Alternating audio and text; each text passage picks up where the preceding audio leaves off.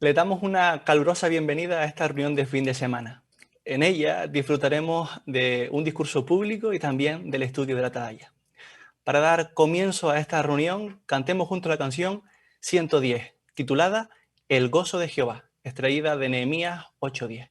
Canción 110 y seguidamente haremos una oración a Jehová.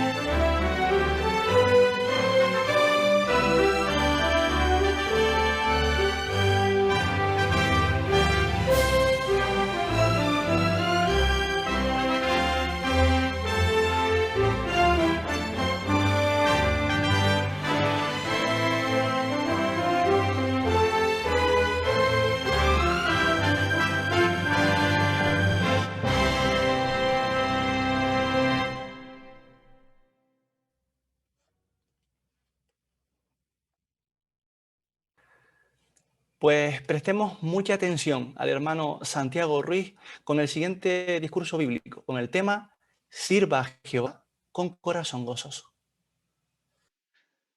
Poco antes de morir, un gobernador sueco ordenó que en su lápida se inscribiese la expresión en latín tandem felix, así como podemos ver en nuestras imágenes. La verdad es que nos debería llamar la atención, porque esta expresión tandem felix significa literalmente feliz al fin. Y no sabemos por qué este gobernador sueco ordenó que en su lápida se inscribiese esta expresión feliz al fin. Quizás porque hacia el final de su vida consiguió una medida de felicidad, o muy probablemente si era una persona religiosa, porque esperaba ser más feliz en otra vida después de la muerte. Lo cierto es que las personas no tardan tanto, no tardan hasta el final de su vida para esperar o para lograr ser felices. De hecho, un rey de la antigüedad se esforzó mucho por ser muy feliz y de hecho intentó ser feliz pues, por medio de conseguir cosas materiales. Después de lograrlo, dijo, estamos hablando del rey Salomón, en Eclesiastés capítulo 2, versículo 11, después de lograr muchas cosas materiales que creyó este rey Salomón que le darían felicidad, dijo, pero cuando reflexioné en todas las obras que mis manos habían hecho y en todo el duro trabajo que había realizado con tanto esfuerzo, vi que todo era en vano, era perseguir el viento. No había nada de verdadero valor bajo el sol. De modo que Salomón descubrió por experiencia propia lo que muchas personas reconocen hoy día. La buena salud, los placeres y las riquezas dan una medida de felicidad, pero es efímera. De modo que la pregunta que nos interesa a cada uno de nosotros es, ¿podemos disfrutar de verdadera felicidad? ¿Podemos servir a Jehová con alegría? Bueno, si estamos sirviendo a Jehová, sabemos que Jehová es definido en la Biblia como el Dios feliz. Y por lo tanto, sabemos también que Él desea que nosotros, sus siervos, seamos felices. ¿Por qué podemos decir eso?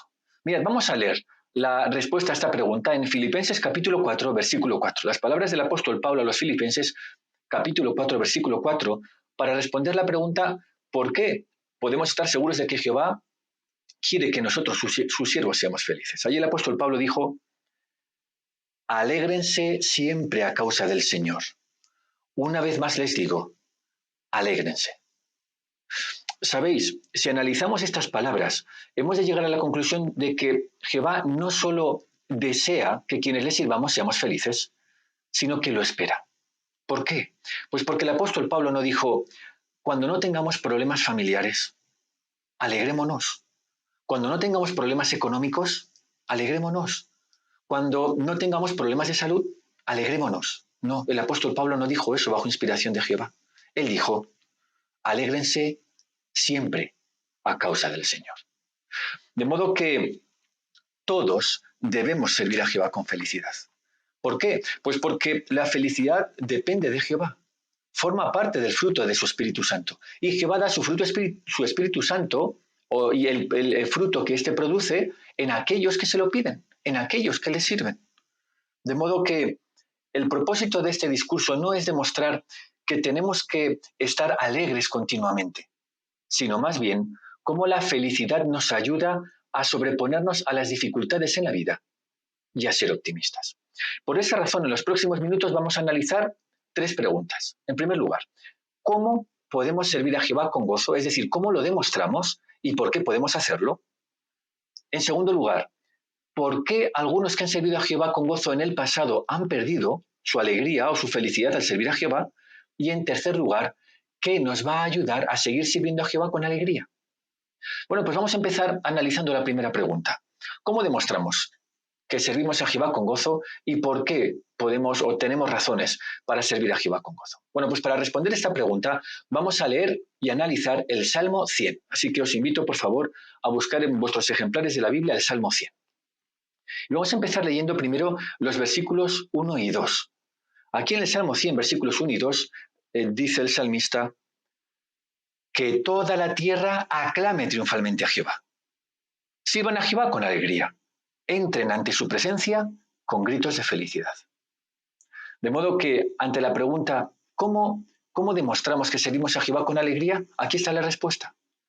Cuando el salmista dice que tenemos que aclamar triunfalmente a Jehová, o cuando tenemos que entrar ante su presencia con gritos de felicidad, eso demuestra que nuestra alegría o nuestra felicidad al servir a Jehová no es un asunto que queda únicamente entre nosotros y Jehová. Es un asunto que tiene que ser muy evidente a todos los que nos rodean. Claro, ¿qué significa eso? Bueno, pues vamos a analizar qué es lo que significó precisamente para los israelitas que primero escucharon este salmo. Los israelitas que tenían que aclamar triunfalmente a Jehová o que tenían que entrar ante su presencia con gritos de felicidad, eran personas que, por ejemplo, tenían que dedicar un día a la semana para adorar a Jehová. ¿Qué significaba eso? Pues que daba igual que fuera en la época de la siega o de la siembra, daba igual que hubiese el peligro de que lloviera y que por lo tanto la siega se estropeara en el último momento, daba igual que sus vecinos, los filisteos o los moabitas, pudiesen estar trabajando la tierra sin parar. Ellos tenían que dedicar el sábado para adorar a Jehová y tenían que hacerlo con felicidad. Igualmente, tenían que ir, al menos los varones, 3 veces al año para la Pascua y la fiesta de los panes sin levadura, para la fiesta de las semanas y para la fiesta de los tabernáculos, tenían que ir 3 veces al año a Jerusalén. Eso significaba que en ocasiones había varones israelitas que tenían que hacer un viaje de 2 días desde su pueblo, desde su ciudad hasta Jerusalén, pasar allí entre 1 y 7 días en Jerusalén y volver otro viaje de 2 o 3 días de regreso. Y mientras tanto, en sus pueblos, ni sus familias, ni sus tierras, ni sus ganados tenían quien los defendiera. Pero tenían que servir a Jehová con un corazón alegre. Igualmente, eso significaba que 1 de cada 7 años y 2 de cada 49 años consecutivos tenían que dedicarlo para servir a Jehová y no podían trabajar la tierra. Pero entonces no había ayudas del gobierno. Eso quería decir que el año sexto tenían que confiar en Jehová y esperar a que iban a vivir de lo que iban a conseguir ese sexto año, el séptimo año y el octavo, porque todavía no habrían trabajado la tierra. Y tenían que servir a Jehová con alegría. También eso significaba que los israelitas, en su mayor parte pastores y agricultores, tenían que defender la tierra que Jehová les había dado. ¿Sabéis? Tenían que hacer frente a los ejércitos más poderosos y equipados con las mejores armas, mientras defendían esa tierra. Y cuando leemos en la Biblia que varias decenas de miles de israelitas mueren en una batalla defendiendo la tierra prometida, no nos paramos a pensar en los miles de mujeres que perdían a sus hijos, que perdían a sus esposos, o en los miles de israelitas que perdían a sus padres mientras defendían, como parte de su servicio sagrado, la tierra que Jehová les había dado. Y tenían que servir a Jehová con un corazón alegre.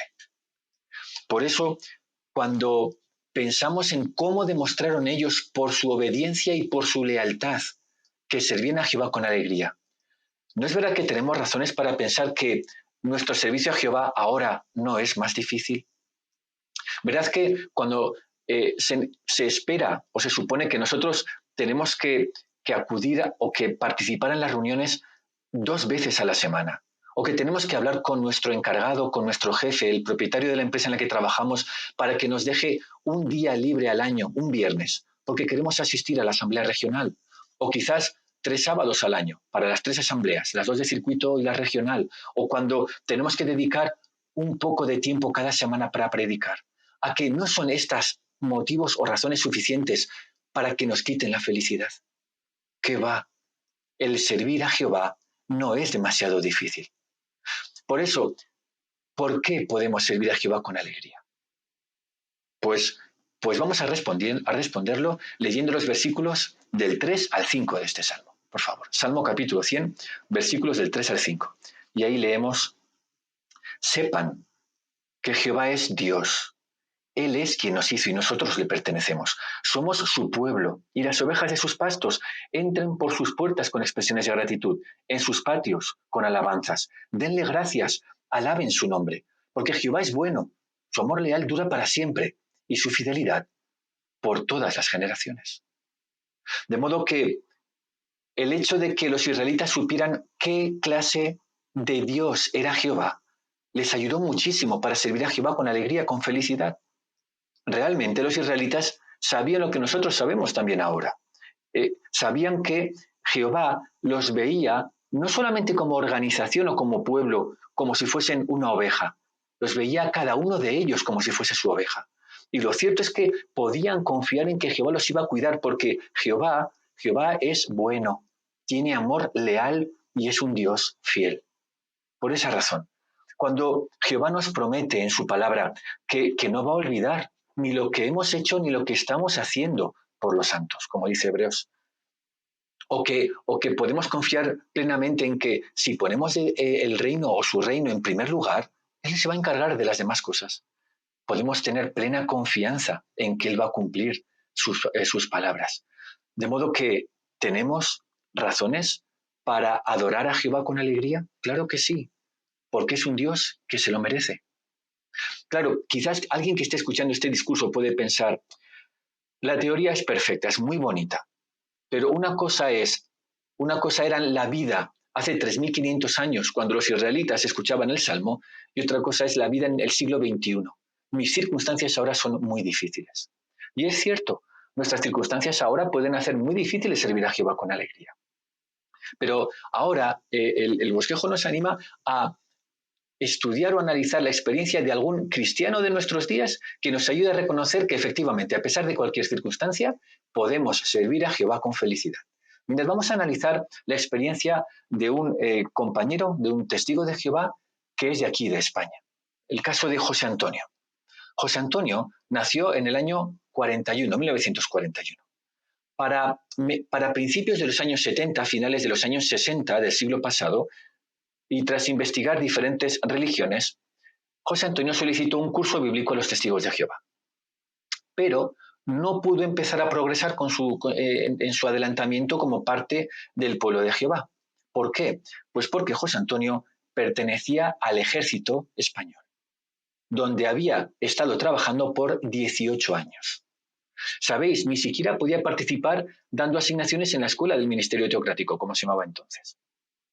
De modo que José Antonio tuvo que hacer un cambio grandísimo en su vida. Tuvo que dejar su trabajo, tuvo que dejar también el apartamento que el ejército del gobierno español le daba y tuvo que buscar un nuevo empleo y un nuevo apartamento que tenía que pagar con ese sueldo para su esposa y sus 4 hijos. Imaginaos. Bueno, José Antonio explica que logró un empleo o encontró un empleo como peón de carpintero, en el que cobraba 3 veces menos que en el ejército y además tenía que pagar el apartamento. ¿Os imagináis? ¿Os imagináis que estamos cobrando 2.400 euros al mes y que ahora por servir a Jehová empezamos a cobrar 800 y encima tenemos que pagar un apartamento que hasta hace nada era gratis? ¿Sabéis? José Antonio dice, en aquel tiempo no teníamos ni armarios de cocina y ni siquiera colchones. ¿Cuánto esfuerzo por servir a Jehová? Pero ¿qué hay de nosotros? ¿Habríamos seguido sirviendo a Jehová con alegría? ¿Sabéis? Después, en el año 2004, más de 25 años después de dejar el ejército, el Ministerio de Defensa le dijo que si ingresaba un solo día en el ejército y juraba bandera, recibiría automáticamente un ascenso de rango a comandante y una jubilación de más de 2.400 euros al mes. Pero los testigos de Jehová no juran bandera. ¿Cuánto ha perdido José Antonio, quien sirve como anciano en una congregación de España, precisamente por seguir sirviendo a Jehová, no por cosas de la vida, no por las circunstancias de la vida?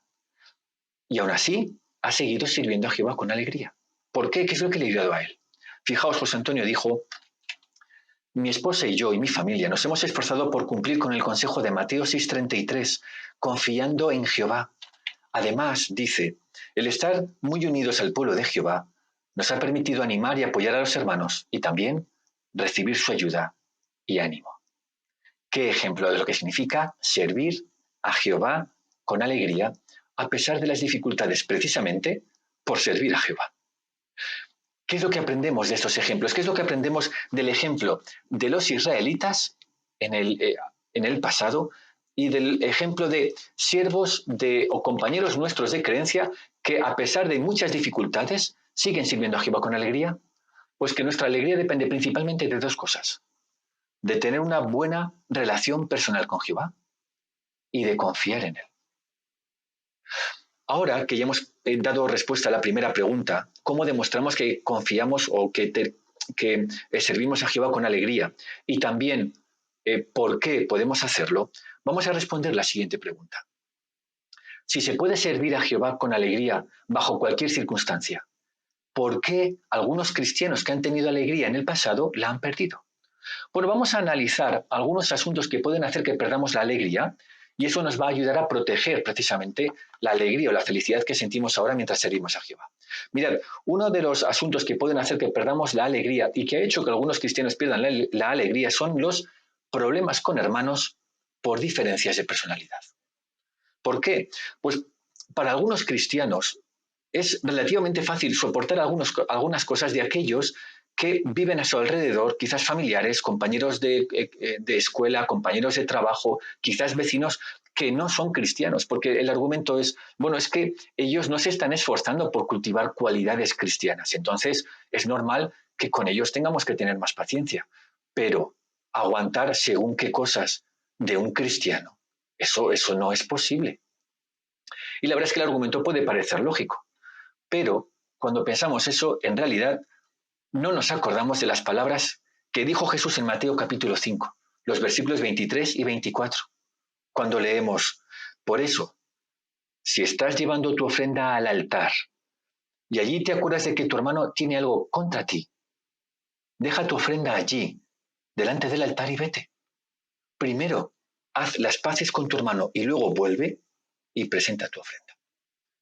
De modo que Cristo en ningún momento dijo que entre sus discípulos no habría problemas. Al contrario, esperó que los hubiera, porque somos imperfectos, pero Cristo dio el secreto o explicó qué ayudaría a sus seguidores, a sus discípulos, a hacer frente a cualquier tipo de problema por diferencias de personalidad.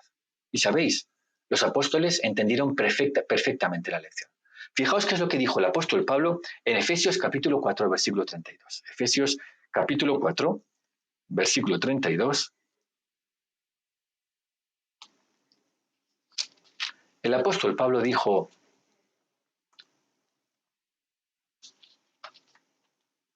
más bien, sean bondadosos unos con otros, trátense con ternura y compasión, y perdónense con generosidad, así como Dios los perdonó generosamente a ustedes mediante Cristo. De modo que ese es el secreto. Tenemos que ser bondadosos, tratarnos con ternura, con compasión, con consideración, perdonarnos unos a otros liberalmente, con generosidad, tal y como se nos ha perdonado a nosotros. No hay otro secreto. Tenemos que mostrar confianza en quienes sirven a Jehová junto con nosotros, porque en realidad ellos también se esfuerzan por servir a Jehová con alegría. De modo que concentrémonos en los aspectos positivos de quienes están a nuestro lado, puesto que ellos también sirven a Jehová con todo alma, con todo el corazón, con todas sus mentes y con todas sus fuerzas, como lo hacemos nosotros. Otro asunto que puede hacer que perdamos nuestra alegría al servir a Jehová es concentrarnos en adquirir cosas materiales. ¿Por qué? Pues porque algunos cristianos han argumentado pues, erróneamente que se pueden concentrar primero en asegurarse la vida en sentido económico, aunque durante un tiempo tengan que dejar su adoración a Jehová en un segundo plano, y luego, después de 2 o 3 años que van a trabajar mucho, se aseguran su vida en sentido económico y después sí, ya servirán a Jehová lo máximo posible. Podrán ser precursores y lo que sea necesario. Pero sabéis, en realidad este argumento es una trampa. De hecho, fijaos qué es lo que dijo el apóstol Pablo sobre algunos cristianos del primer siglo que tenían la esperanza de ser coherederos del reino junto con Cristo. Fijaos en la primera carta de Timoteo, el capítulo 6, los versículos 9 y 10. Hablando de estos hombres y de estas mujeres, dijo el apóstol Pablo, 1 Timoteo 6, 9 y 10, sin embargo, los que están decididos a ser ricos caen en tentaciones y trampas, y son víctimas de muchos deseos insensatos y dañinos que los hunden en la ruina y la destrucción, porque el amor al dinero es raíz de todo tipo de males, y tratando de satisfacer ese amor, algunos han sido desviados de la fe y se han causado muchos dolores. De modo que, en realidad, no podemos esperar, en primer lugar, tener una sensación de seguridad económica en este sistema de cosas. Esa no es la solución. Porque si queremos ser ricos, vamos a caer en tentación. Si ese es nuestro deseo, vamos a tener problemas espirituales. Es mejor seguir otro consejo de la Biblia. Un filósofo de la antigüedad dijo así, y está en armonía con este principio que les voy a comentar. Epicuro dijo: ¿quieres ser rico? Pues no te afanes en aumentar tus bienes, sino en disminuir tu codicia. Realmente, Jesucristo dijo ese mismo principio cuando habló de que lo mejor es que los cristianos tengamos un ojo sencillo. Es decir, más que buscar la seguridad económica, que nos contentemos con lo que ya tenemos. Hay muchos otros problemas, hay muchas otras situaciones que pueden hacer que perdamos nuestra alegría. Quizás la indiferencia de las personas al mensaje que predicamos, quizás la persecución, nuestros propios errores. ¿Qué es lo que nos va a ayudar a hacer frente a todos estos asuntos, a los problemas con hermanos por diferencias de personalidad, a concentrarnos en adquirir cosas materiales? ¿Qué es lo que nos va a ayudar? Tener una relación personal con Jehová y confiar plenamente en Él. Y ahora es momento de contestar la tercera pregunta. Ya hemos contestado en primer lugar, ¿cómo podemos demostrar que servimos a Jehová con alegría? Y hemos visto que tiene que ser algo evidente. ¿Por qué razón? Y hemos visto que es por el tipo de Dios que es Jehová. También hemos visto qué puede hacer que perdamos nuestra felicidad mientras servimos a Jehová. Y ahora vamos a ver qué nos va a ayudar a mantener la alegría mientras servimos a Jehová. Y para contestar esta pregunta, de nuevo, vamos a leer la Biblia. Por favor, vamos a leer las palabras del apóstol Pablo en la primera carta a los Corintios, el capítulo 15 y el versículo 58. Primera carta a los Corintios, capítulo 15, versículo 58. Y ahí leemos: por lo tanto, mis queridos hermanos, manténganse firmes, inamovibles, y estén siempre muy ocupados en la obra del Señor, sabiendo que su trabajo relacionado con el Señor no es en vano. De modo que no hay secretos, no hay ningún atajo. Si queremos servir a Jehová con alegría, tenemos que darle lo mejor y lo máximo que podamos según nuestras circunstancias. Como dijo el apóstol Pablo y acabamos de leer, tenemos que estar siempre muy ocupados en la obra del Señor. ¿Qué es lo que puede significar eso para nosotros, para cada uno de nosotros? Pues depende. Para algunos puede ser, por ejemplo, continuar con su estudio bíblico. Para otros puede ser empezar a asistir a las reuniones. Para otros puede ser empezar a comentar en las reuniones. Para otros puede ser dedicarse a Jehová. Para otros puede ser empezar a predicar. Para otros puede ser simbolizar su dedicación en bautismo. Para otros, que ya se han bautizado, quizás servir como precursores auxiliares, una o más veces durante el año. Para otros, pensar en ser precursores regulares, ellos o alguien de su familia. O mudarse a una congregación en el circuito, o mudarse a una congregación en el país en el que estamos, o aprender un nuevo idioma, o colaborar en la construcción de salones del reino, o mudarnos a Betel. O si alguien cree que en el pueblo de Jehová nos podemos aburrir, es porque no ha pensado demasiado. Tenemos tanto por hacer por Jehová y para Jehová. Pero sabéis, nuestra felicidad precisamente depende de estar muy ocupados porque, como dijo el apóstol Pablo, nuestra labor en relacionado con el Señor o nuestro trabajo no es en vano. No estamos sirviendo a un jefe ingrato que cada vez espera más y nunca está contento con nada. Que va, al contrario, Jehová nos ama y nos va a agradecer todo el esfuerzo que hagamos por servirle a Él.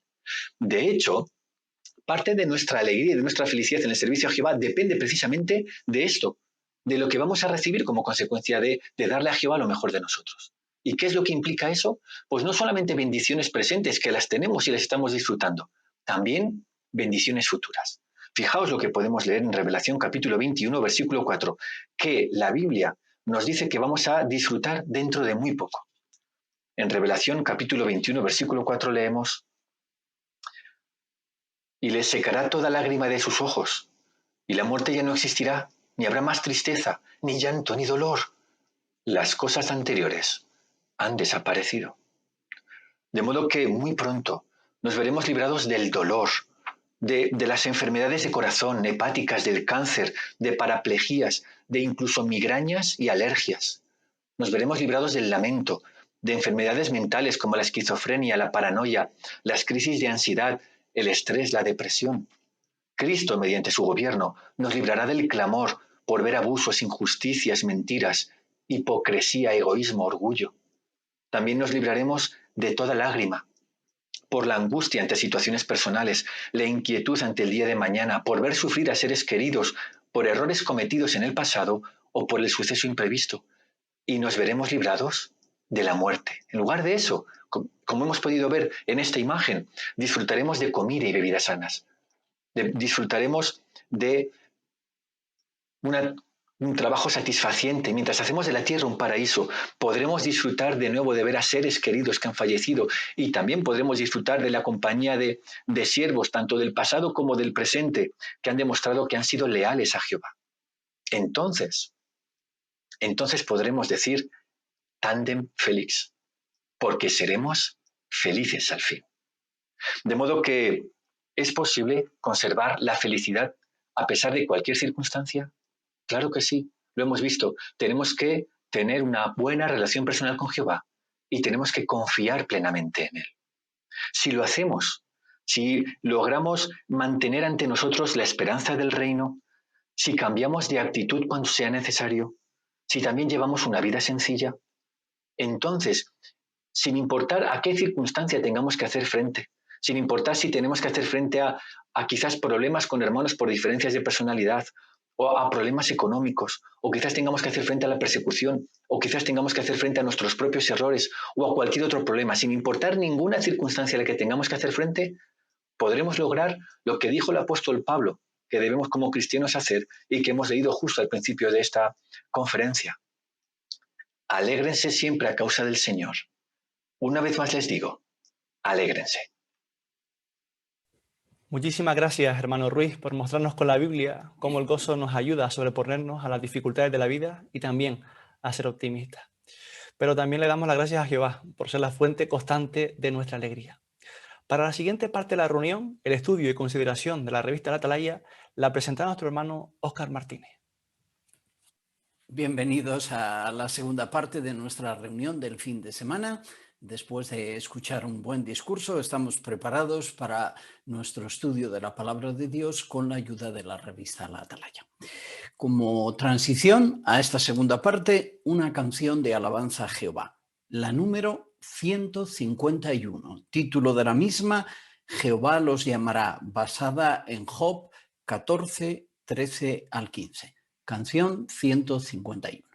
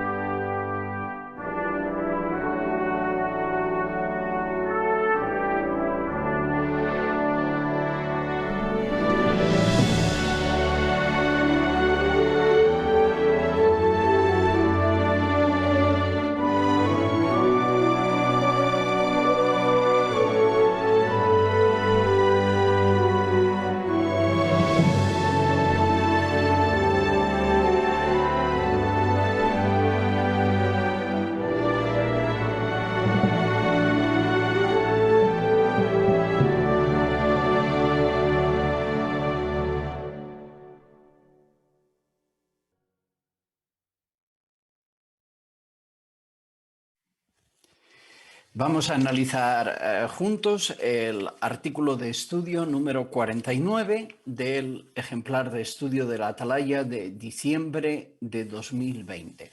El título del mismo, en línea con la canción que acabamos de entonar, creemos firmemente en la resurrección. No solo creemos, creemos con firmeza. Texto temático, Hechos 24:15, que en parte dice, tengo esperanza en Dios de que va a haber una resurrección tanto de justos como de injustos. Así, el artículo que vamos a analizar hoy nos va a transmitir fuerza, esperanza ante la muerte. Se va a basar, ya que la Biblia es lo que estudiamos, en el capítulo 15 de la primera carta de Pablo a los Corintios. Como indica el avance, vamos a contestar por qué es tan importante esta creencia y por qué podemos estar convencidos de que Jesús fue resucitado. Pues todo esto fortalecerá nuestra confianza en esta hermosa esperanza que todos necesitamos tener clara y aferrarnos a ella en uno u otro momento de nuestra vida. Pues una cordial invitación para que ofrezcáis vuestros comentarios, que son fruto de vuestra meditación y de vuestra fe y confianza en esta promesa. Vamos a comenzar. El hermano Benjamín Romero es nuestro lector y leemos con él los párrafos 1 y 2, por favor. En la vida es muy importante tener ilusiones y esperanzas. Por ejemplo, hay quienes anhelan tener un matrimonio feliz, o que sus hijos crezcan sanos, o recuperarse de una enfermedad grave. Los cristianos también podemos desear cosas como esas. Pero hay algo que está muy por encima de todas: la esperanza de vivir para siempre y de volver a ver a nuestros seres queridos que han muerto. El apóstol Pablo expresó así su creencia en la resurrección. Tengo esperanza en Dios de que va a haber una resurrección tanto de justos como de injustos. Pero incluso antes que él, el patriarca Job dijo que estaba seguro de que Dios se acordaría de él y le devolvería la vida. Muy bien, muchas gracias. Pregunta para estos dos párrafos. ¿Qué maravillosa esperanza tienen los siervos de Jehová? Hermana Vilches, Patri. Pues tenemos la esperanza de vivir para siempre y también la de poder volver a ver a nuestros familiares y amigos que han muerto y que los echamos tanto de menos. Cierto, muy bien. ¿Base bíblica para esta idea? Hermana Gaule, Ánica. Muchísimos años antes de que Jesús vino a la tierra, el patriarca Job expresó su esperanza comparándolo con un árbol. Él dice que en capítulo 14 que hasta para un árbol hay esperanza, aunque lo corten brotará de nuevo. Así que para él quedó claro que si Jehová puede hacer eso con su creación, también lo podrá hacer con los humanos. Muy bien, excelente. Hermano Espiña, Carlos. Y el apóstol Pablo también expresó su confianza en la resurrección cuando dijo que tengo esperanza en Dios de que va a haber una resurrección tanto de justos como de injustos. Así, ahí tenemos la base bíblica para creer en esta maravillosa esperanza. Desde luego. Pues leemos el 3, por favor. La resurrección de los muertos es uno de los fundamentos o enseñanzas básicas del cristianismo. Pablo lo analizó a fondo en el capítulo 15 de Primera a los Corintios. Su explicación de seguro animó mucho a los cristianos del siglo I y también puede fortalecernos a nosotros sin importar por cuántos años hayamos abrigado esta esperanza. ¿Cómo nos beneficiará analizar el capítulo 15 de Primera a los Corintios? Hermana Martínez, Fanny. Pues sin duda nos ayuda, fortalece nuestra esperanza, sea que llevemos pocos o muchos años en la verdad.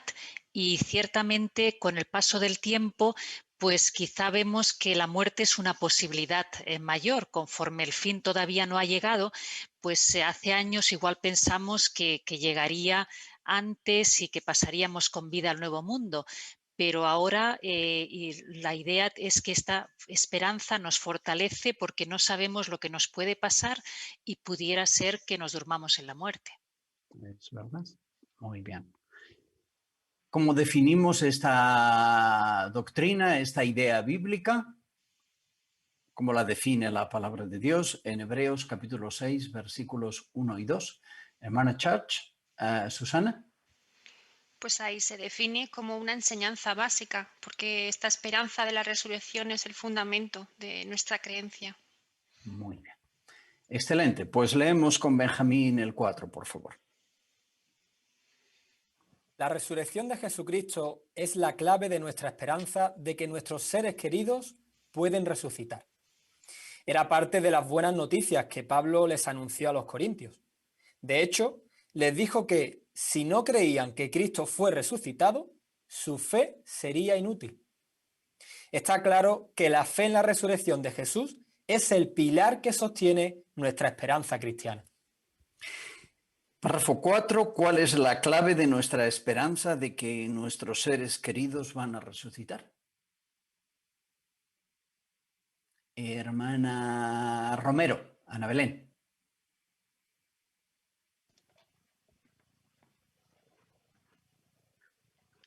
Pues la clave de nuestra esperanza es la resurrección de Cristo. De hecho, es una idea tan fundamental de nuestra enseñanza que incluso el apóstol Pablo en 1 Corintios 15:17 le dijo a los corintios que si no creían en esta resurrección de Jesús, su fe era inútil. Por lo tanto, vemos que la resurrección de Jesús es la clave principal de nuestra esperanza. Muy bien, muy cierto. Hermano Álvarez, Eliezer.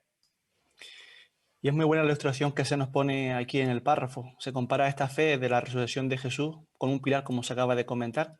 Pero seguramente los que tenemos un poquito de conocimientos de construcción sabemos que antes de hacer una casa hay que tener unos buenos cimientos. Y seguramente las enseñanzas básicas hayan sido este buen cimiento. Pero si queremos seguir construyendo plantas a este edificio, seguiremos construyendo y edificando, pues tenemos que ahora continuar con esta doctrina, con esta resurrección de Jesucristo, pues orando frecuentemente y hablando acerca de otros de esta esperanza que tenemos.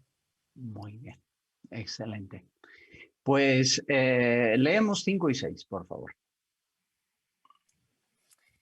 Pablo comenzó su análisis destacando 3 hechos: que Cristo murió por nuestros pecados, que fue enterrado y que fue resucitado al tercer día, según las Escrituras. ¿Qué significan para nosotros la muerte, el entierro y la resurrección de Jesús? El profeta Isaías predijo que el Mesías sería eliminado de la tierra de los vivos y que se le daría una tumba junto con los malvados. Pero añadió algo más, que llevaría los pecados de muchas personas. ¿Cómo hizo esto Jesús? Dando su vida como rescate. Así pues, la muerte, el entierro y la resurrección de Jesús nos proporcionan una base sólida para tener la esperanza de ser liberados del pecado y la muerte y de volver a ver a nuestros seres queridos que han muerto. Vamos a leer la cita bíblica sobre la que vamos a hablar en estos 2 párrafos. Primera carta a los Corintios, capítulo 15, versículos 3 y 4. ¿Quién nos quiere leer estas palabras, por favor? Hermana Fernández, Lumi.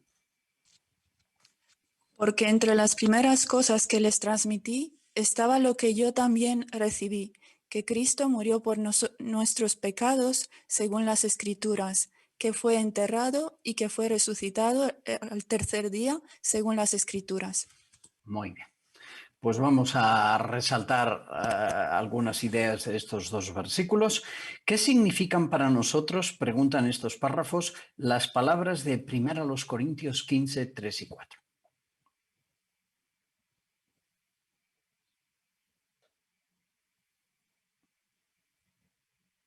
Hermano Gaule, Esteban. Estas palabras significan mucho para nosotros, ya que gracias a este acontecimiento, Jesús, como luego también indica Isaías capítulo 53, versículo 12, intercede a favor nuestro y lleva los pecados de muchas personas. Como sabemos, una de las consecuencias finales del pecado es la muerte. Y al poder llevar los pecados nuestros e interceder a favor nuestro, ahora podemos tener la esperanza de vida eterna y las personas que han muerto de resucitar. Muy bien, excelente. Hermana Álvarez, Davinia. Y también en el capítulo 53 de Isaías, los versículos 8 y 9, ahí habla de la muerte y del entierro de Jesús, que también es una esperanza para nosotros. ¿Por qué? Porque el profeta Isaías predijo que se le daría una tumba junto con los malvados cuando moriría, pero luego también habló con los ricos. Y vemos como, según las escrituras, sabemos que Jesús murió, es cierto, en un madero entre dos ladrones, pero luego José de Arimatea lo enterró en una tumba propia de la clase alta. Así que el que se cumpla esta profecía acerca de su muerte y su entierro también es una base sólida para nosotros tener una esperanza. Desde luego, así es. Hermano Vilches, Jonathan.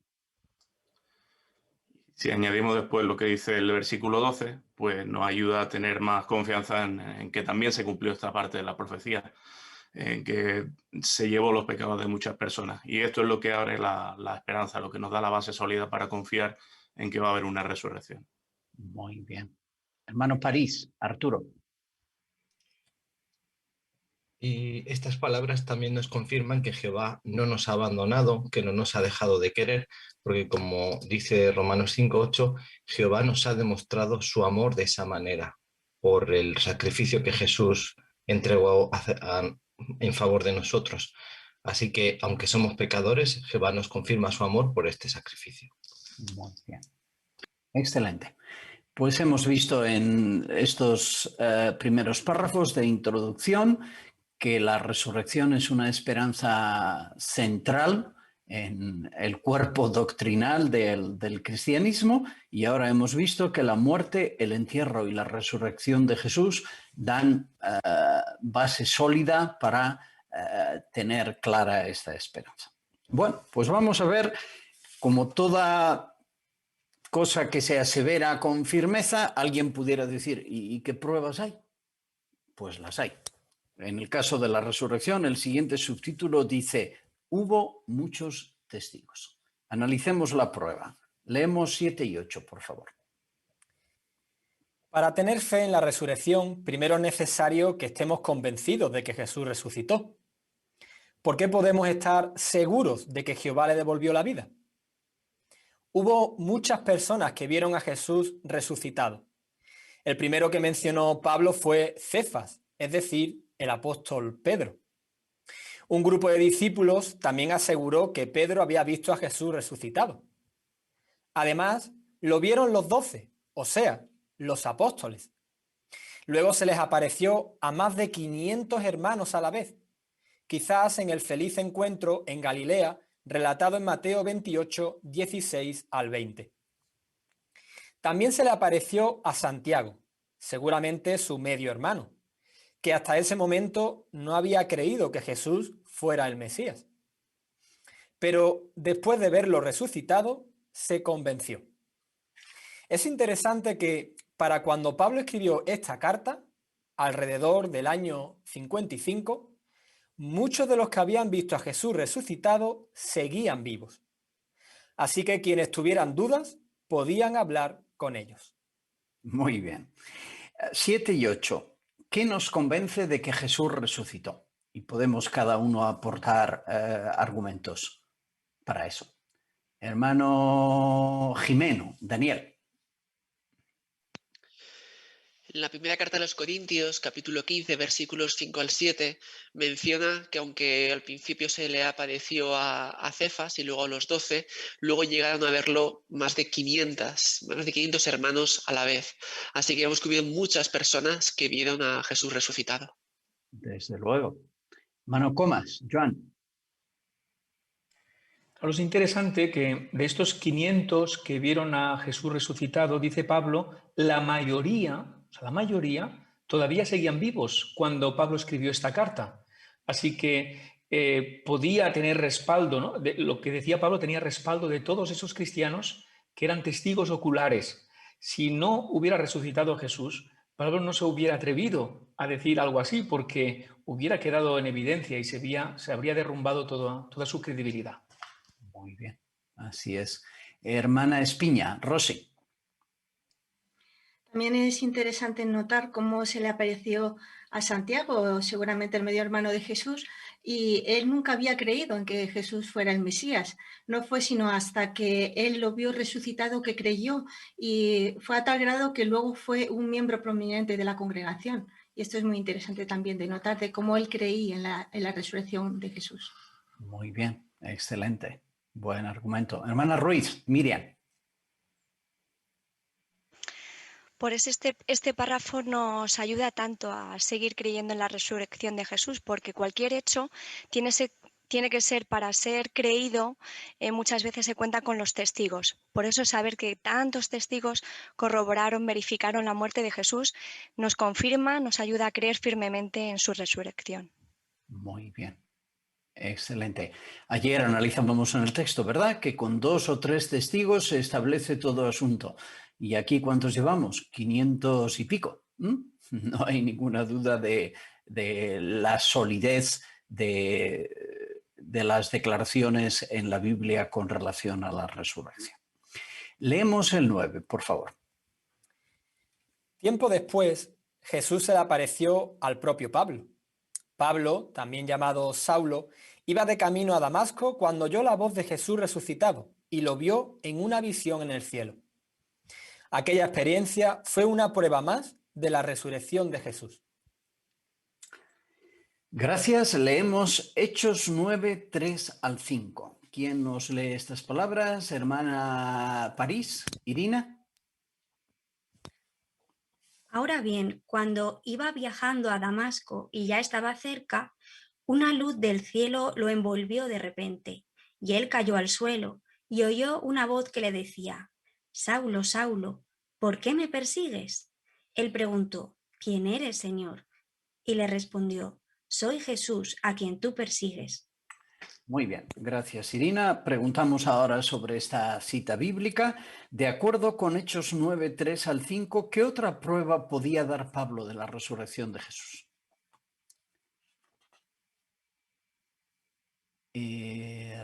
Hermana Romero, Ana Belén. Pues podemos decir que a Pablo no le quedó ninguna duda, porque el propio Jesús, como hemos leído, se lo confirmó. Él le dijo directamente: soy Jesús a quien tú persigues. Es verdad, muy bien. Hermano Espiña, Carlos. Además, no debemos olvidar que Pablo se hizo cristiano porque Jesús se le reveló de una manera milagrosa, así como no iba a creer en la resurrección si gracias a eso él se hizo cristiano. Es verdad, muy bien. Tiempo después, cuando defendió el cristianismo ante gobernantes, ¿cómo se expresó Pablo? Hechos capítulo 26, versículos 12 al 15.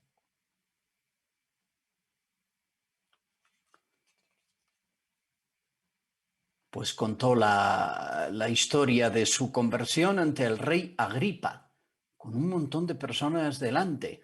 Y Pablo contó todo lo que había ocurrido camino a Damasco, mostrando que seguía totalmente convencido de la creencia de la resurrección. Pues leemos el 10, por favor.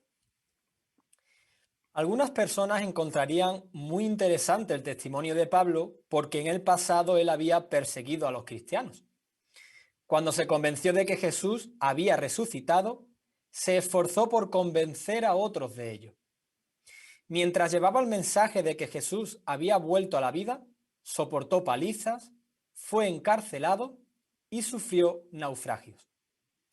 Estaba tan seguro de que Jesús había resucitado que estaba dispuesto a morir por defender lo que creía. ¿Verdad que estas pruebas nos convencen también hoy de que Jesús volvió a la vida?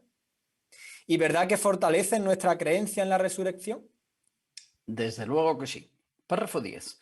¿Qué estuvo dispuesto a hacer Pablo cuando se convenció de que Jesús había resucitado? Hermano Jimeno, Daniel. Pues Pablo estaba tan convencido de que Jesús había resucitado que estaba esforzándose por convencer a otros de ello y estaba dispuesto a defenderlo, lo que creía, a pesar de las dificultades que tuviera, a pesar de que soportó palizas, fue encarcelado y sufrió naufragios, él estaba plenamente convencido. Muy bien, excelente. Hermano Clavero, Isaac. Sí, en 2 Corintios 11, cuando leemos la lista de las cosas que Pablo había tenido que soportar, vemos que claramente una persona no soporta estas cosas porque sí, por ninguna razón. Vemos que Pablo estaba totalmente convencido de lo que estaba predicando y por eso lo hizo, aunque incluso su vida estuvo en juego también. Muy bien, excelente. Hermano Church, Brandon. Y este argumento tiene mucho peso porque son pocos hombres que van a defender algo hasta la muerte si es una mentira. Pero como hemos visto en 2 Corintios 11, que Pablo ha dicho, he estado a punto de morir muchas veces, pues es un buen argumento para defender la resurrección. Muy bien. Hermano Comas, Joan. Además, él, antes de hacerse cristiano, gozaba de mucho prestigio en la sociedad en la que vivía, era muy honrado, tenía una posición muy importante y estuvo dispuesto a pasar a ser perseguido, ¿no? Y deshonrado por la mayoría de la gente, por creer en que Jesús había resucitado. Obviamente, si él no estuviera convencido, si hubiera sido un invento suyo, no habría estado dispuesto a hacer todo aquello. Desde luego. Hermano Vilches, Jonathan. También le da más peso a este testimonio, a este alegato a favor de la resurrección, el pensar que no era una persona crédula, alguien que ya estaba predispuesto a creerse la resurrección de Jesús, porque, como se ha dicho, al contrario, había perseguido a los que creían en ella. Así que tiene más peso cuando los corintios lo leyeran y cuando ahora nosotros lo leemos, porque era alguien que podía haberse llamado hasta un negacionista de la resurrección de Jesús, pero ahora está dispuesto a arriesgar su vida por algo, así que da más peso a este alegato. Muy bien, buen punto. Excelente. Pues así hemos visto en este subtítulo que la evidencia para sostener que Jesús resucitó es corta, es larga. ¿Hay muchos testigos para aportar o tenemos el caso en precario? Hermano Ruiz, Santiago. Hemos visto que hay mucha evidencia, ¿verdad? 500 testigos, los 12 apóstoles, el apóstol Pablo dispuestos a morir por esta realidad que veían ellos, que era la resurrección, así que hay mucha evidencia de la resurrección de Jesucristo. Muy bien, excelente. Pues, como dice el párrafo al final, estas pruebas, quiero decir el párrafo 10, pues nos convencen de la solidez de la esperanza de la resurrección.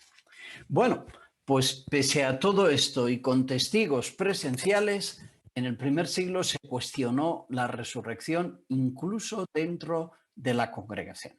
Siguiente subtítulo, Pablo corrige creencias equivocadas. Vamos a leer y comentar juntos el 11, por favor. En la ciudad griega de Corinto, algunos cristianos tenían creencias equivocadas sobre la resurrección, hasta el punto de negar esta enseñanza. ¿Por qué? En la ciudad vecina de Atenas había filósofos que se burlaban de la idea de que Jesús hubiera resucitado. Y puede que esa manera de pensar se les hubiera contagiado a algunos cristianos de Corinto. Puede que otros vieran la resurrección como algo simbólico. Pensaban que antes de ser cristianos, al ser pecadores era como si estuvieran muertos, pero al hacerse cristianos recibían el perdón de los pecados y era como si volvieran a la vida. Fuera por una cosa o por otra, si no creían en la resurrección, su fe no tenía ningún valor. Si Dios no había resucitado a Jesús, el rescate no se había pagado y los pecados de ellos no habían sido perdonados. Así que quienes rechazaban la creencia en la resurrección no podían tener una esperanza real. Gracias. ¿Por qué algunos cristianos de Corinto, pregunta el párrafo 11, tenían creencias equivocadas sobre la resurrección? Hermana París, Irina. Pues parece que, como explica en Hechos 17, la ciudad vecina de Atenas había dos corrientes filosóficas, que eran los epicúreos y los estoicos, y parece que los epicúreos no creían que la vida había surgido al azar y por lo tanto pensaban que no había que temer a Dios y que no existía la muerte. Y los estoicos, por otra parte, pues daban prioridad a la lógica, a la razón y rechazaban que tuviéramos un Dios personal. El caso es que ninguna de las dos corrientes filosóficas creía en la resurrección, al revés, se burlaban de ella, era completamente pues, incompatible con el cristianismo y parece que esto estaba afectando bastante a los cristianos de aquel tiempo. Muy bien, muchas gracias. Hermana Gaule, Ánica. Y otros quizás con un origen judío, quizás se dejaron influenciar por la enseñanza de los saduceos, que tampoco creían en la resurrección. Es verdad, muy bien. Hermana Martínez, Fanny. Y si se habían dejado influenciar por las enseñanzas filosóficas griegas de la inmortalidad del alma, pues claro, si hay un alma inmortal que sigue viviendo, ¿cómo entra ahí la esperanza de la resurrección? Que es lo que usamos hoy día como argumento con las personas a las que estudiamos. No tiene sentido una resurrección si sigues viviendo como criatura espiritual. Así que, claro, Pablo tuvo que usar buenos argumentos para convencer a los cristianos de que uno de los pilares del cristianismo era la enseñanza de la resurrección. Es verdad. Hermana Romero, Ana Belén. Tenemos que tener en cuenta que los filósofos estaban considerados como personas sabias, de ahí que muchas personas se dejaran influenciar por su forma de pensar, como la de que Jesús no había resucitado. Y esto podemos compararlo a lo que ocurre en nuestros días. Algunos científicos no creen en Dios, pero como se les considera personas muy estudiosas e inteligentes, pues muchas personas se dejan influenciar por su forma de pensar. Ya lo creo. Muy bien. Hermana Álvarez, de Viña. Claro, y si los primeros cristianos no creían en la resurrección, su fe carecía de valor, no tenía valor, porque sabemos que el sacrificio de Jesús no se hizo efectivo hasta después de su resurrección, ¿no? Cuando él compareció ante la presencia de su Padre y él le presentó una vez para siempre el valor de su sacrificio. Así que si Jesús no había resucitado, los pecados de ellos no habían sido perdonados y su fe no podía ser real. Es verdad, muy bien. Todavía otro argumento falso que circulaba en los días del apóstol Pablo. Hermana Espiña, Rosy. Sí, pues algunos veían la resurrección como algo simbólico. Y esto era también muy curioso porque ellos pensaban que al ser pecadores era como si estuvieran muertos. Y en el momento que se hacían cristianos, es en ese momento cuando recibían el perdón de los pecados y era como si volvieran a la vida. Por lo que descartaban totalmente que la resurrección de Cristo tuviera alguna validez para ellos. Muy bien. Hermano París, Arturo. Y estos filósofos no solo se burlaban de la idea de la resurrección, sino que además lanzaban acusaciones muy serias contra los que creían en la resurrección. Tenemos un ejemplo en Hechos 17-18, donde se le acusa a Pablo de publicar deidades extranjeras, y unos años antes habían sentenciado a muerte a Sócrates por este mismo cargo, ser publicador de deidades extranjeras. Por eso se tuvieron que llevar al apóstol Pablo al Areópago, y allí tuvo que explicar esta doctrina. Así no solo era burla, sino que era amenaza. Muy bien, buen punto, ¿verdad? Pues continuamos. Leemos el 12, por favor. Pablo había visto por sí mismo que Cristo había sido levantado de entre los muertos. Su resurrección fue mejor que la de quienes resucitaron antes que él, pues ellos volvieron a morir. Pablo también llamó a Jesús primicia de los que se habían dormido en la muerte. ¿En qué sentido fue Jesús las primicias o primeros frutos? Él fue el primer ser humano que resucitó como ser espiritual y el primero que fue al cielo. Pues vamos a leer la cita que aparece ahí, Primera de Pedro 3, los versículos 18 y 22. ¿Quién nos quiere leer estas palabras?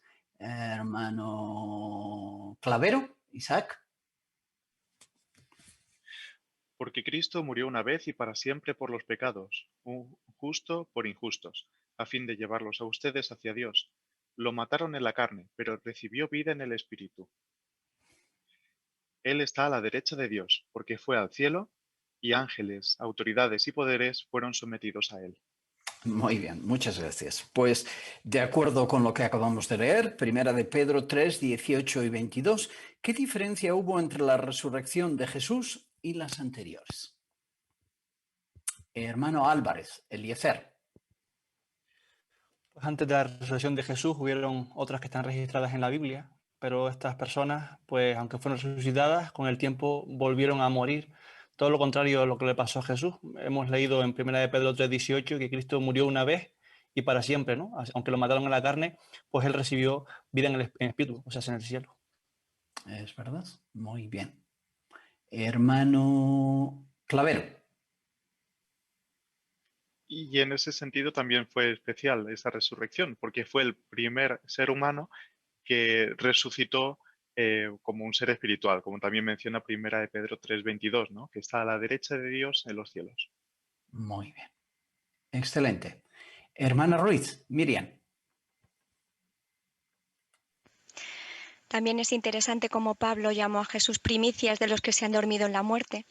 Y es muy apropiado porque Jesús resucitó el 16 de Nisan y era justo cuando los judíos ofrecían las primicias de la cebada en la fiesta de las tortas no fermentadas. Así que fue muy apropiada la comparación con la resurrección de Jesús. Muy bien. Excelente. Pues hemos visto en este subtítulo que había que corregir entonces y ahora creencias equivocadas, pues como habéis comentado muy bien, el diablo aporta otros enfoques diferentes a la resurrección, como el alma inmortal y sus variantes. Así que bien que el apóstol Pablo, bajo inspiración, ha dejado escrito en la Biblia argumentos para contrarrestar estas ideas equivocadas. Vamos a analizar ahora la expresión en el siguiente subtítulo: todos recibirán vida. Leemos con Benjamín el 13, por favor. ¿Cómo es posible que por la muerte de un hombre millones de personas reciban vida? Pablo dio una respuesta muy lógica. Él explicó la diferencia entre lo que Adán provocó y lo que el sacrificio de Cristo hace posible. Refiriéndose a Adán, él dijo que la muerte vino mediante un hombre. Cuando Adán pecó, provocó su propia muerte y la de sus descendientes. Hoy día seguimos sufriendo las trágicas consecuencias de su desobediencia. Pero la esperanza que tenemos gracias a que Dios resucitó a su Hijo es maravillosa. Pablo explicó: la resurrección de los muertos también viene mediante un hombre, Jesús, porque así como en Adán todos están muriendo, así también en el Cristo todos recibirán vida. Pregunta 13. ¿Cómo explicó Pablo la diferencia entre Adán y Jesús? Hermano Espiña, Carlos. Sí, se menciona claramente como explicó claramente lo que Adán provocó y también lo que el sacrificio de Jesús hace posible, ¿no? Entonces dijo que por medio de Adán, la muerte vino mediante un hombre. Así lo que Adán provocó es la muerte a todos sus descendientes hasta el día de hoy. Pero por otro lado, en el caso de Jesús, dice que la resurrección de los muertos también viene mediante un hombre. Y entonces realmente lo que logramos es que los que Adán provocó es la muerte, pero en el caso de Cristo todos los que confían en él recibirán la vida. Es verdad. Muy bien. Excelente. Pues hermana Romero, Ana Belén. Así que es lógico pensar que si por culpa de un hombre todos están muriendo, pues también es posible que gracias a un hombre, en este caso la resurrección, el sacrificio de Jesús, pues todos podamos recibir la vida. Muy bien. Un sencillo argumento que Pablo utilizó para explicar el rescate, que la muerte de una persona sirva para dar vida a muchas, tal como la infidelidad de alguien sumió en la muerte a millones de personas también. Pues avanzamos. Leemos el 14, por favor. ¿A quiénes se refería Pablo cuando dijo que en Adán todos están muriendo? a los descendientes de Adán, que hemos heredado el pecado y la imperfección, y estamos condenados a morir. Adán no está entre los que recibirán vida. Él no puede beneficiarse del rescate, pues era un hombre perfecto que desobedeció a Dios a sabiendas. Recibió lo mismo que recibirán aquellos a quienes el Hijo del Hombre juzgue como cabras, la destrucción eterna. Muy bien. ¿Por qué sabemos que Adán no resucitará?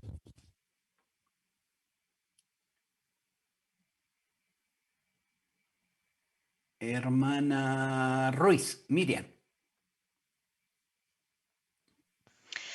Porque él, siendo perfecto, desobedeció a Jehová a sabiendas, fue un rebelde. Por eso se le dice que va a tener una destrucción eterna. Muy bien, excelente. Hermano Church, Brandon. Y es interesante lo que significa esta destrucción eterna. Nuestra Biblia de estudio dice que destrucción, cortamiento, poda, que transmite la idea de cortar o podar las ramas innecesarias. Pues este cortamiento sería eterno porque se cortaría la vida de la persona y por lo tanto no tiene ninguna esperanza de ser resucitada. Muy bien. Hermana Church, Susana.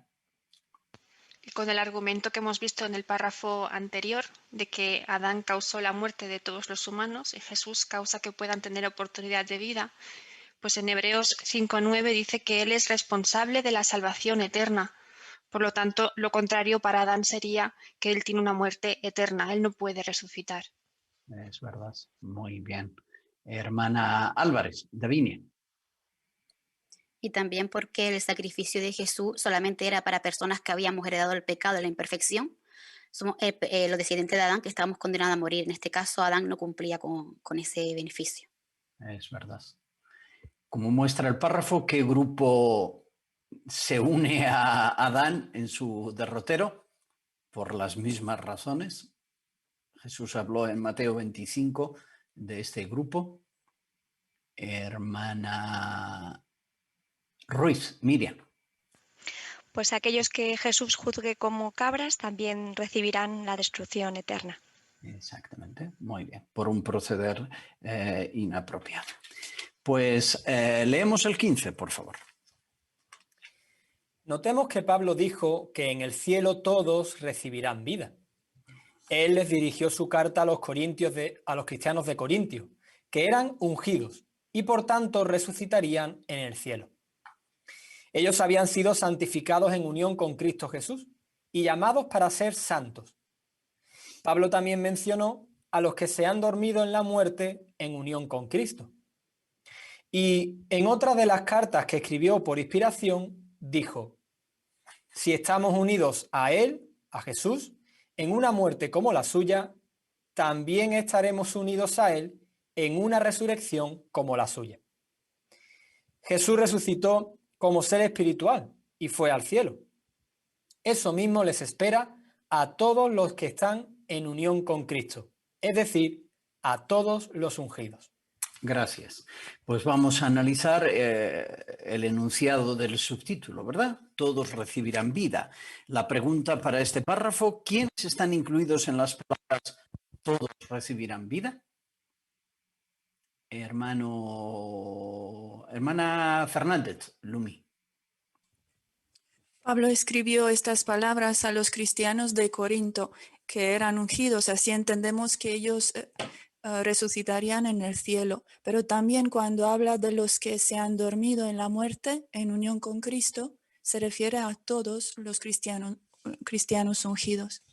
Muy bien, excelente. Hermano Gaule, Esteban.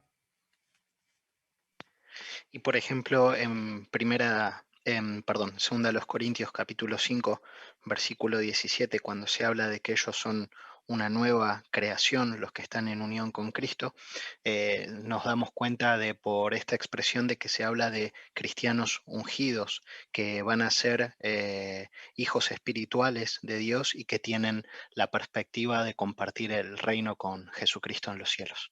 Muy bien, excelente. Hermano Comas, Joan. Esta expresión todos recibirán vida viene precedida por la expresión en el Cristo. Es decir, y en la Biblia, cuando se usa esa expresión en el Cristo o en unión con Cristo, como indica primero a los Corintios 1:2, se refiere a los ungidos, ¿no? Porque, por ejemplo, en este texto, primero a los Corintios 1:2 dice, en unión con Cristo Jesús, llamados para ser santos. Es una clara referencia a los ungidos. Excelente. Muy bien, pues bien explicado. Leemos el 16, por favor. Pablo escribió que Cristo resucitó como primicias de los que se han dormido en la muerte. Recordemos que hubo otras personas, como Lázaro, que resucitaron en la tierra, mientras que Jesús fue el primero que resucitó como ser espiritual y recibió la vida eterna. En ese sentido era como los primeros frutos de la cosecha que los israelitas le ofrecían a Dios. Además, al llamar a Jesús primicias, Pablo dio a entender que después también habría otras personas que resucitarían para vivir en el cielo. Con el tiempo, todos los que estuvieran en unión con Cristo, entre ellos los apóstoles, resucitarían para vivir en el cielo, igual que Jesús. Muy bien. Volvemos de nuevo a la expresión ya comentada antes, ¿verdad? Primicias. Analizaremos también la ilustración después. ¿Qué dio a entender Pablo al llamar a Jesús primicias? Hermana Gaule, Ánica. Después de los sacrificios o ofrendas de las primicias de frutos, siguió la verdadera cosecha. Y eso también da a entender que habría otras personas que resucitarán para vivir en el cielo. Muy bien, excelente. Hermana Martínez, Fanny. Y Jesús fue el primero que murió en la carne y resucitó como criatura espiritual. Por eso es de las primicias, a diferencia de las otras resurrecciones que resucitaron en la tierra todos. Las 12 resurrecciones que se mencionan en la Biblia, incluida la de Lázaro, que murió en el 32 y Jesús lo resucitó y murió en la carne, aunque algo interesante de él y que apuntan las publicaciones es que lo más probable es que estuviera en el Pentecostés y que recibiera el Espíritu Santo y ahora sería parte de estos que resucitarían para vida celestial. Así una vez resucitó de nuevo como humano y es probable que ahora esté en el cielo con Cristo. Muy bien, excelente. Pues analizamos la ilustración. Esta ilustración sería muy complicada de explicar sin la ayuda, pero como está la ayuda, ¿verdad? Bien sencillo identificar a los personajes. ¿Cualquier comentario con relación a los implicados y su esperanza? Hermano Vilches, Jonathan. Pues ilustra muy bien lo que hemos estado hablando, ¿no? Jesús como primicia, siendo el primero que recibe esa resurrección diferente, que tiene acceso a los cielos y vida eterna, y otros que son, que posteriormente reciben este mismo tipo de resurrección, como vemos y nos dice la nota Tomás, Santiago, Lidia, Juan, María, Pablo y otros muchos, que reciben también ese acceso a los cielos y vida eterna al resucitar. Muy bien, excelente. Pues muy clarita la ilustración y transmite muy bien lo que hemos estado analizando en los párrafos 15 y 16. Veamos una idea interesante en el 17. Para cuando Pablo escribió a los Corintios, la resurrección celestial de los que estuvieran en unión con Cristo todavía no había comenzado. De hecho, dio a entender que sucedería en un momento futuro. Dijo, cada uno en su debido orden, Cristo como primicias, y después los que le pertenecen al Cristo durante su presencia. Como vemos, los apóstoles y otros ungidos tendrían que esperar hasta la presencia de Cristo para recibir su recompensa celestial y estar unidos a Él en una resurrección como la suya. Ahora vivimos en la predicha presencia de Cristo. ¿Cuándo recibirían su recompensa celestial los que estuvieran en unión con Cristo? Es la pregunta del 17. Hermano Jimeno, Daniel. Primera carta a los Corintios, capítulo 15, versículo 23, da la respuesta a esta pregunta y menciona de que sería durante la presencia de Cristo. Muy bien, excelente. Hermana Espiña, Rosy. Sí, y vemos cómo esta presencia de Cristo empezó en 1914, por lo que todos tuvieron que estar esperando hasta este momento para poder recibir esta recompensa celestial. Muy bien, estupendo. Pues eso deja claro cuándo recibirían su recompensa los que estuvieran en unión con Cristo. Hay una atalaya muy interesante, 1 de enero de 2007, que contiene detalles más precisos con relación a cuándo comenzó la resurrección. En uno de los párrafos dice: la primera resurrección se inició poco después de que comenzara la presencia de Cristo. Así, aun sin ser dogmáticos, poco después, como comentaba Rosy, de que esa presencia comenzó en 1914, los que estaban dormidos fueron resucitados, y los que ahora mueren resucitan de manera instantánea al terminar su carrera terrestre. Pues hemos visto en este subtítulo que la expresión "todos recibirán vida", ¿a quién aplica? Este era el subtítulo.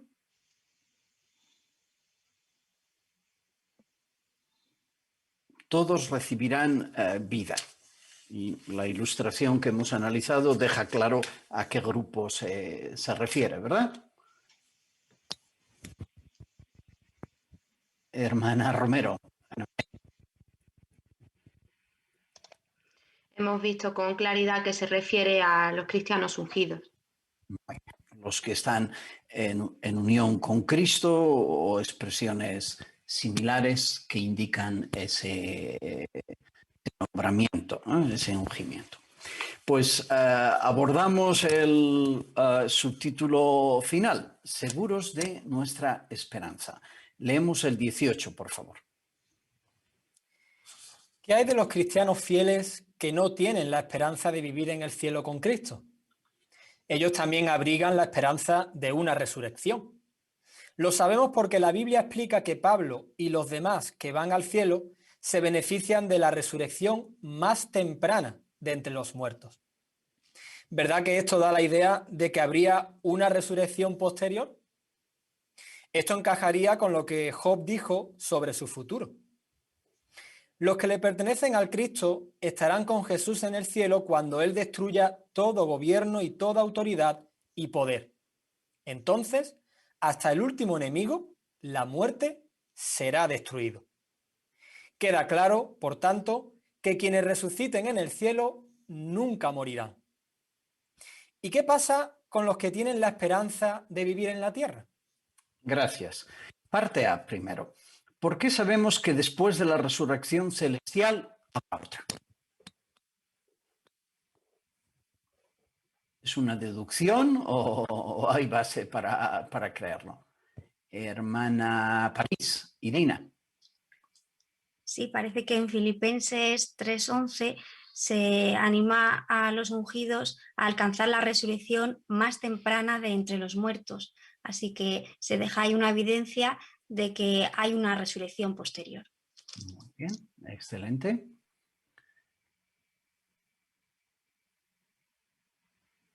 Hermana Ruiz, miren. Y esto está en acuerdo con lo que el mismo Job 14:15 dijo cuando expresó su confianza en que en un futuro, cuando fuera llamado, sería resucitado, pero sería en tiempo posterior. Muy bien. Pues ahora, hermano Church, Brandon. Es muy interesante que este término, la resurrección más temprana, se usó en la literatura griega clásica para referirse a levantarse muy temprano en la mañana, por la mañana, lo que indica una resurrección que llega temprano y antes de la resurrección general de los muertos a la vida eterna. Muy bien, buen punto. Vamos a leer primero los Corintios 15 y hay más oportunidad de comentar. ¿Quién nos lee estos versículos 15, 24 al 26? Hermana Vilches, Patri. Luego, el fin, cuando Él le entregue el reino a su Dios y Padre, cuando haya destruido todo gobierno y toda autoridad y poder, porque Él tiene que reinar hasta que Dios haya puesto a todos los enemigos debajo de sus pies. Y el último enemigo, la muerte, será destruido. Muy bien. Pues ahora la pregunta, según 1 Corintios 15, 24 al 26, ¿qué sucederá en el cielo?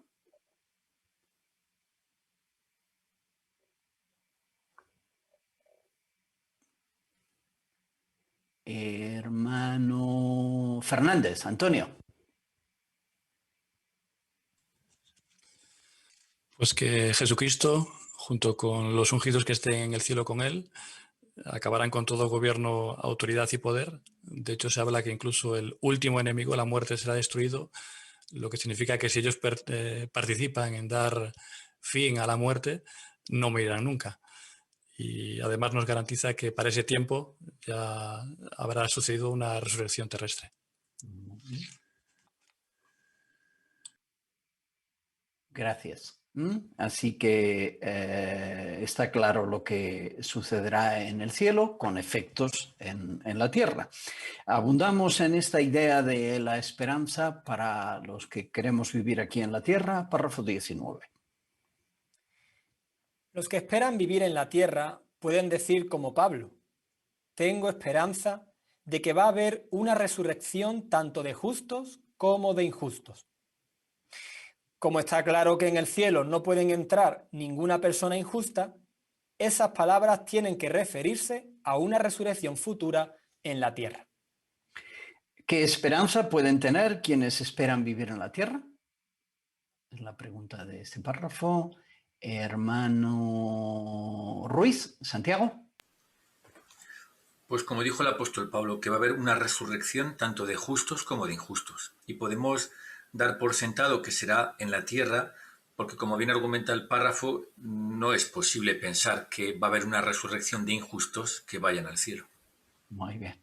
Argumento inapelable, sin duda. Leemos el párrafo de cierre, por favor. No hay ninguna duda. Va a haber una resurrección. Quienes vuelvan a la vida en la tierra tendrán la oportunidad de vivir para siempre. Podemos confiar por completo en esa promesa. Si algunos de nuestros seres queridos han fallecido, nos consuela saber que podrán resucitar cuando Cristo y los ungidos reinen por los 1000 años. También podemos tener plena confianza en que, si morimos antes de que empiece el milenio, nuestro futuro está asegurado. Esta esperanza no decepciona, nos sostiene ahora y nos ayuda a ser más felices sirviendo a Dios. En el siguiente artículo veremos qué más podemos aprender del capítulo 15 de 1 Corintios. Muy bien, muchísimas gracias, hermano Romero, por tu excelente lectura, y abordamos el último párrafo y la fotografía de la página 6. La pregunta primero: ¿qué efecto ha tenido este artículo en su esperanza? Podéis comentar lo que dice el párrafo o cualquier expresión personal que responda a esa pregunta. Hermano Clavero, Isaac. Pues hemos visto cómo esta esperanza se ha fortalecido, ¿no? La vemos todavía más real, si cabe. Y como dice el párrafo, el efecto que haber analizado este artículo tiene en nosotros es que esta esperanza no decepciona, nos sostiene ahora y nos ayuda a ser más felices sirviendo a Dios. Así que seguro que tiene un efecto positivo en cada uno de nosotros, tanto ahora en el presente como en el futuro. Desde luego que sí. Muy bien. Hermano Gau. También hay otros artículos que hablan sobre la resurrección que tal vez apelan un poco más a los sentimientos y a que meditemos mucho más acerca de la esperanza de la resurrección. Este artículo lo que nos ha aportado fueron un montón de pruebas, la clave esencial que tiene Jesús en esta esperanza que tenemos, pero también apela a nuestros sentimientos, porque sabemos, gracias a todo esto, que tenemos un futuro magnífico por delante, no solamente para nosotros si tal vez nos toca pasar por alguna dificultad que nos lleve a morir, sino también sabiendo de nuestros seres queridos que han muerto, que los vamos a volver a ver muy pronto. Muy bien, muy animador, ¿verdad? Hermano París, Arturo. También la fotografía que ilustra este párrafo es muy bonita porque nos da una seguridad.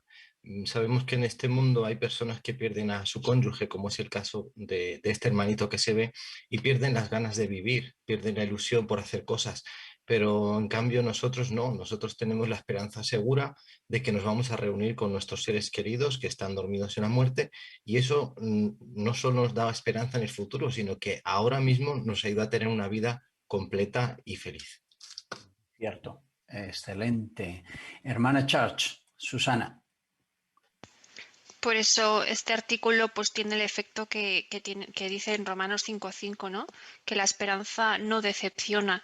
Y es así como nos sentimos. Vemos que la resurrección es una realidad que ya ha sucedido y que está a punto de suceder para muchísimas personas que echamos de menos, que se han dormido en la muerte, y eso pues nos hace sentir con ilusión en cuanto al futuro. Desde luego. Hermana Martínez, Fanny. Y en la fotografía pues vemos este hermanito, ¿no? La foto de su esposa de joven, cuando se casaron, ya mayor, y ahora que la ha perdido, pero lo vemos a él que parece que va a salir a predicar porque se ve como un tratado en el bolso, así que no se ha quedado en casa con los sentimientos, pensando solo en sí mismo, sino que sigue haciendo cosas a favor de otros, compartiendo esa esperanza que él tiene de la vida en el nuevo mundo y de la resurrección. Muy bien, muy bonito, ¿verdad? Muy bien, pues muchas gracias por esas expresiones desde el corazón, ¿verdad? Que nos han ayudado. Nos quedan 3 preguntas de repaso por hacer. ¿Qué respondería? ¿Qué pruebas lo convencen a usted de que Jesús resucitó?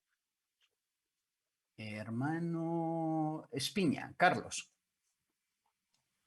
Sí, hay muchos testigos de la resurrección de Jesús. Por ejemplo, el apóstol Pedro, los 12 apóstoles, también se le apareció a 500, también a Santiago, y el apóstol Pablo hasta estuvo dispuesto a morir por defender esa creencia. Entonces hay evidencia aplastante, ¿no?, de la resurrección de Jesús. Muy bien, esa es la expresión, ¿eh? Aplastante evidencia.